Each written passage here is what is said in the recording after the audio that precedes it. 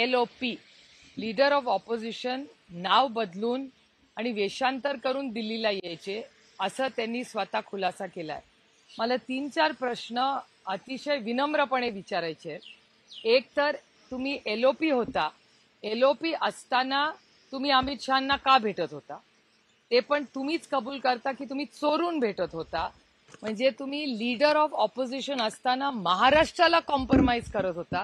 एकीकडे तुम्ही भारतीय जनता पक्षाचा विरोध करत होता आणि दुसरीकडे तुम्ही अमित शहाची बॅकडोर गोष्टी करत होता. म्हणजे तो लीडर ऑफ ऑपोजिशन त्या पदाचा आणि महाराष्ट्राची तुम्ही बेईमानी मुद्दा.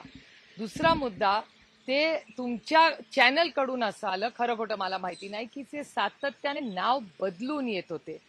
हा या देशामध्ये नॅशनल सिक्युरिटीचा इश्यू आहे.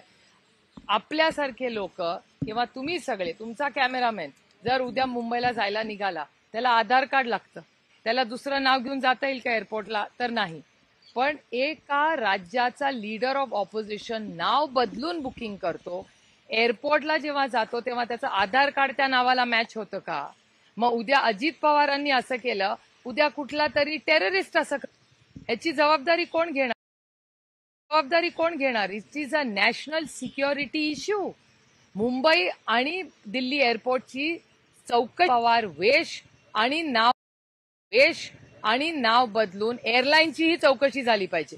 एअरलाईननी कसं काय अलाव केलं ज्या माणसाला तुम्ही ओळखत नाही? आम्ही जेव्हा जातो तेव्हा एअरलाईननी सातत्याने आमचं कार्ड देतात. तुमचं नाही विचारत, आमचं तरी विचारतात आधार कार्ड. आम्ही दाखवतो आमचं आधार कार्ड, तेव्हा आमचं चेक इन होतं, तेव्हा आम्हाला आत विमानात बसता येतं. त्याच्यामुळे नाव बदलून वेश बदलून एअरलाईनची चौकशी झाली पाहिजे, एअरपोर्टची चौकशी झाली पाहिजे.